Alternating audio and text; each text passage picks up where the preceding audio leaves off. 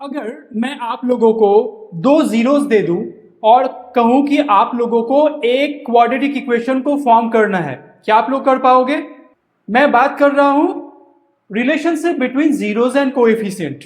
ठीक है, जीरोस के बारे में आप लोग बहुत अच्छी तरीके से जानते होंगे कि अगर कोई भी पॉलिनोमियल हो, चाहे वो लीनियर इक्वेशन हो, चाहे वो क्वाड्रेटिक पॉलिनोमियल हो, सबका जीरोस हम लोग फाइंड आउट करना क्लास 9 में ही सीख गए थे। तो बेसिकली यहां पे अगर मैं आप लोगों को, चलिए एक क्वाड्रेटिक इक्वेशन लिख लेता हूं, A X square plus B X plus C. अब इसके दो जीरोस को मैं लिखूंगा। वो जीरोस क्या होते हैं? एक होता है आपका अल्फा एंड एक होता है आपका बीटा। ओके, तो ये अल्फा एंड बीटा ही मैंने क्यों लिखा? क्योंकि अल्फा एंड बीटा एक यूनिवर्सली एक्सेप्टेड जो आप लोग का कांस्टेंट टर्म्स है, जिसमें हम लोग दो हमेशा जीरोस को हम लोग कंसीडर करते हैं। अगर आप लोगों को दूसरा कुछ लेना है तो आप लोग इसको ले सकते हैं, इसमें कोई मतलब दिक्कत नहीं है। तो अल्फा एंड बीटा हम लोगों ने ले लिया जीरोस। ओके, और बेसिकली जीरोस करता क्या है? जीरोस किसी भी इक्वेशन को जीरो ही बना देता है। फॉर एग्जाम्पल, अगर मैं यहां पे पुट करता हूं, अगर एफ अल्फा है तो अगर इसको मैं यहां पे पुट करता हूं तो ये हो जाएगा ए एक्स स्क्वायर। यहां पे जहां पे एक्स है ना, वहां पे अल्फा का स्क्वायर हो जाएगा। यहां पे B alpha plus C is equal to zero. मतलब आप लोग अगर कोई नंबर्स होगा, इंटीजर वैल्यूज होगा, तो वो जीरो डेफिनेटली हो जाएगा। नाउ अगर मैं यहां पे फिर से अगर बीटा को पुट कर देता हूं, तो बीटा को पुट करने के बाद आप लोग का हो जाएगा यहाँ पे beta square, then B beta, then plus C, then equal to zero. मैं यहाँ पे ए कर लेता हूं। ठीक है, अब मैं यहाँ पे फिर से दोबारा लिख देता हूं, x square minus alpha plus beta into X plus alpha into beta. Okay, चलो मैंने ये लिख दिया। ठीक है, तो ये हम लोगों का एक पर्टिकुलर इक्वेशन, क्वाड्रेटिक इक्वेशन है, जो हम लोगों ने यहाँ पर लिख लिया है। इसको आप लोग हमेशा याद रखिएगा। चलिए इसको मैं कंसीडर कर लेता हूं इक्वेशन नंबर 1। ठीक है, ये इक्वेशन नंबर 1 हो गया। अब यहाँ पे अल्फा एंड बीटा आप लोगों का दो जीरोस है, तो जीरोस को लिखने के लिए हम लोग क्या यूज करते हैं? एक्स माइनस अल्फा, ठीक है, एंड एक्स माइनस बीटा। आप लोग थोड़ा सा अपना मेमोरी को रिकॉल कीजिएगा अगर, तो क्लास 9 में आप लोगों ने ये सीखा जरूर होगा। ठीक है, अब इसके बाद मुझे क्या करना है, मैं इसे क्या करता हूं आप लोग देखिए। ठीक है, तो ये मैं यहाँ पे एक कांस्टेंट टर्म ले लूंगा। ठीक है, कांस्टेंट टर्म लेना जरूरी होता है क्योंकि मुझे एक्स स्क्वायर का भी कांस्टेंट टर्म है ना यहाँ पे, तो उसके लिए मुझे एक लेना पड़ता है, तो मैंने वो ले लिया। ठीक है, this is also F X is equal to, दोनों ही हम लोगों ने F X is equal to ले लिया। ये भी एफ एक्स इक्वल टू था, मैंने इससे भी एफ एक्स इक्वल टू ही लिखा है। अभी इन साइड में हम लोग इसको सॉल्व करेंगे, तो ये हम लोग को दे देगा x square, okay, minus alpha x minus beta x plus alpha into beta. ठीक है, ये हम लोगों का वो इक्वेशन आ गया। अब इसमें हम लोग और क्या कर सकते हैं, इसका डेरिवेशन और थोड़ा हम लोग देख लेते हैं। तो इसके डेरिवेशन में अगर हम लोग जाएंगे तो एक्स स्क्वायर माइनस कॉमन अगर हम ले लेते हैं तो यहाँ पे हो जाएगा L plus B into X plus alpha into beta. तो ये आप लोगों का इक्वेशन डन हो गया। ठीक है, मैंने पहले ही बताया है कि सिंस आप लोग याद रखिए कि दोनों का इक्वेशन फंक्शन, मतलब जो हम लोगों ने फंक्शन कंसीडर किया है, इसमें भी एफ एक्स है और इसमें भी एफ एक्स है ना। तो अगर इन दोनों में ही अगर एफ एक्स है तो हम लोग यहाँ पे दोनों को कंपेयर तो कर ही सकते हैं, है ना।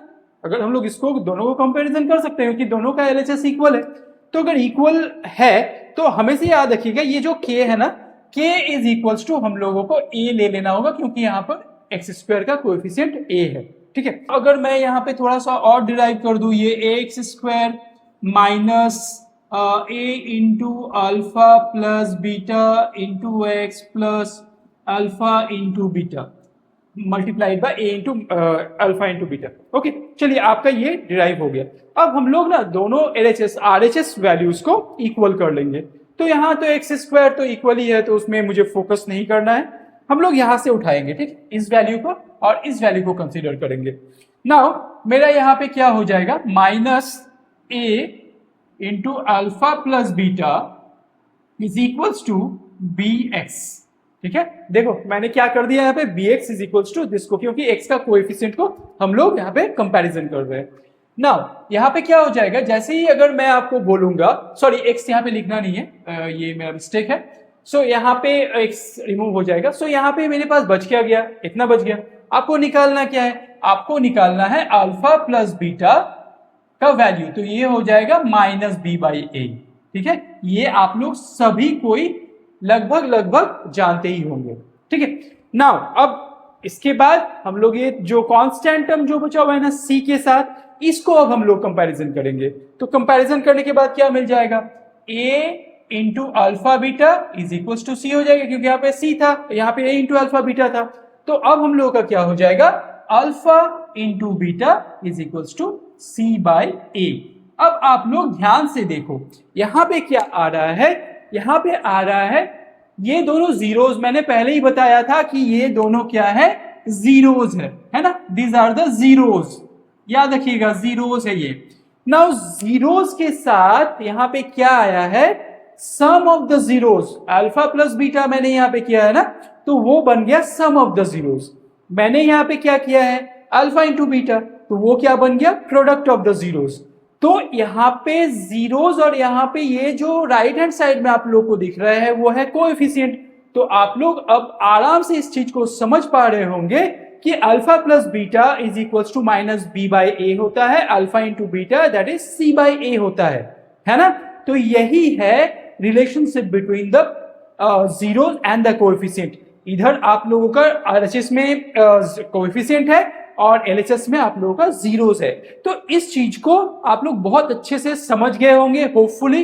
अगर आप लोगों को कोई भी डाउट रहता है तो आप लोग उसको डेफिनेटली मुझे पूछ सकते हैं। तो चलिए एक एग्जांपल ले लेते हैं इससे रिलेटेड, ठीक है, कि कैसे हम लोग प्रोडक्ट ऑफ द जीरोज और सम ऑफ द जीरोज को फाइंड आउट कर सकते हैं।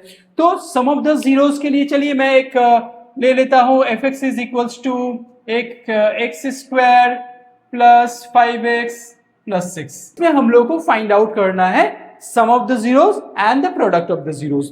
तो आप लोग को पता ही होगा, मैंने अभी अभी आप लोग को बताया कि सम ऑफ द जीरोज को कैसे फाइंड आउट करना है। तो अल्फा एंड बीटा फिर से हम लोग ले लेंगे, अल्फा एंड बीटा आप लोग का जीरोज हो गया है ना।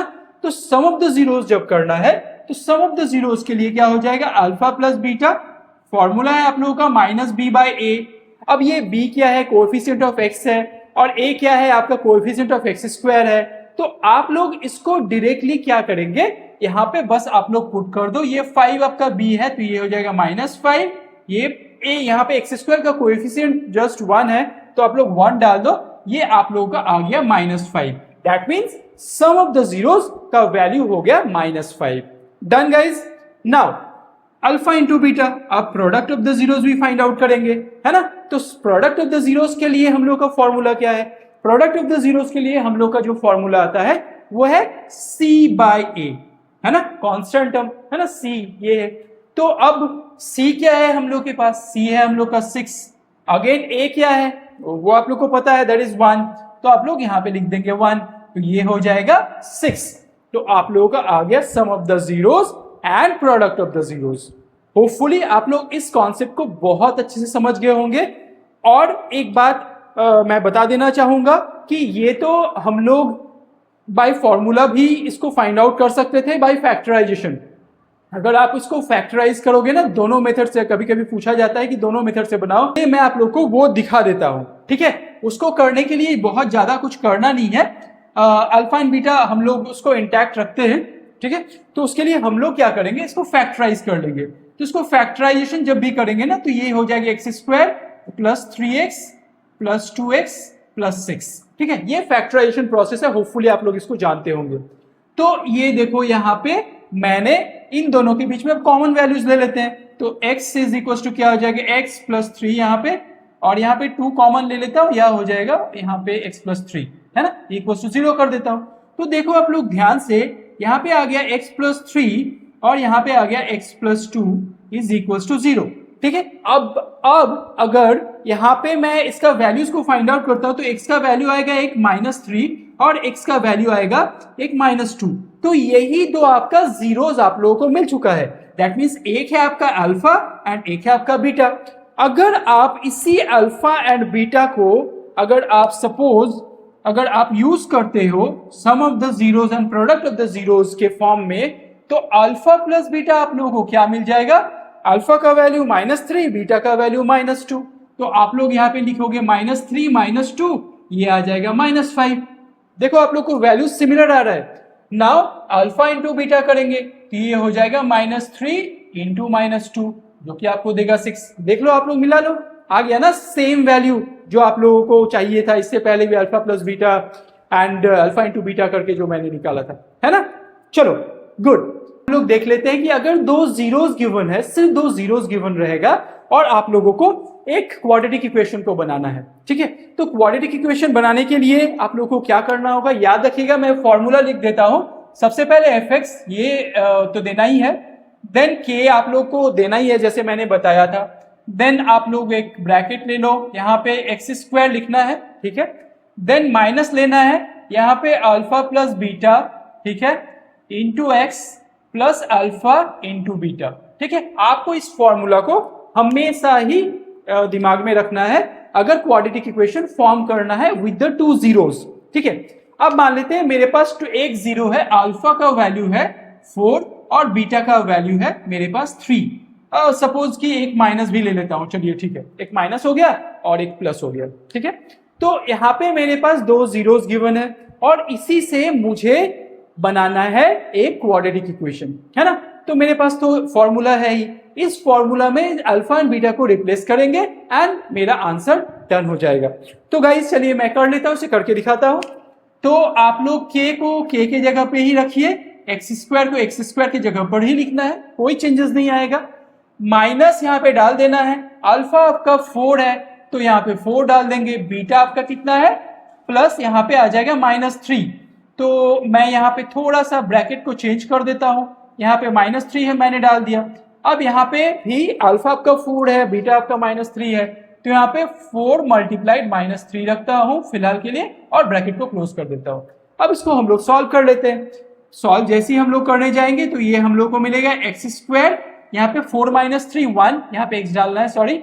सो 4 - 3 1, तो 1 मल्टीप्लाई x, है ना, 1 मल्टीप्लाई x लिख देंगे और यहाँ पे 4 मल्टीप्लाई 3 -3 है तो -12 आ जाएगा। अब क्या है, यहाँ पे माइनस है, यहाँ पे प्लस है, तो सीधे सीधे क्या हो जाएगा, यहाँ पे x², 1 into x again x and ये हो जाएगा -12। तो ये आप लोगों का रिक्वायर्ड सॉल्यूशन है जब अगर आप लोगों को दो जीरोस दिया हुआ रहेगा। होपफुली आप लोगों को आज का क्लास बहुत अच्छे से समझ में आ गया होगा। और अगर आप लोगों का कोई भी डाउट है रिलेटेड टू कैसे ग्राफ में हम लोग फाइंड आउट कर सकते हैं एबीसी का वैल्यू, तो उसके लिए मेरा प्रीवियस वीडियो, इससे पहले वाला जो वीडियो है आप लोग जरूर जाके देखिए, आप लोग के सारे डाउट क्लियर हो जाएंगे। और इसके बाद वाला जो वीडियो आने वाला है उसमें हम लोग पढ़ेंगे, कुछ सम्स बनाएंगे जो बहुत ही इंपॉर्टेंट होता है, जो सीबीएसई लगभग हर साल ही पूछ लेती है, तो हम लोग उस सम को करेंगे। चलिए, थैंक यू वंस अगेन। और आप लोगों को मेरी वीडियोस पसंद आ रहे हैं, भले मैं जानता हूं कि व्हाइट बोर्ड में आप लोगों को पढ़ना पसंद नहीं, आजकल सभी कोई डिजिटल बोर्ड में ही पढ़ना पसंद करते हैं। फिलहाल मैं नया हूं भाई, तो मैं व्हाइट बोर्ड ही यूज करता हूं। तो अगर आप लोगों को मेरा वीडियो अच्छा लग रहा है तो एक लाइक, कमेंट और सब्सक्राइब जरूर कीजिएगा। Thank you everyone.